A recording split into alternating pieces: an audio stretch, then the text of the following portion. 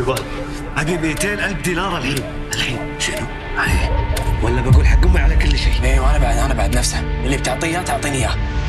طب اللي قايل لكم انه انا قاعد على بنك ولا عندي هالمبلغ هذا كله خش حقكم؟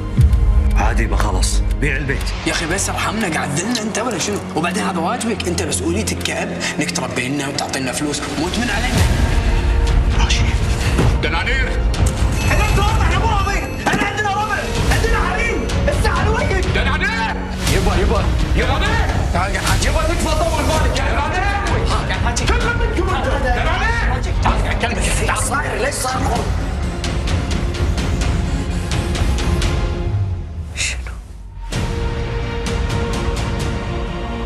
كسرى على إبليس الدراما رمضان يجمعنا.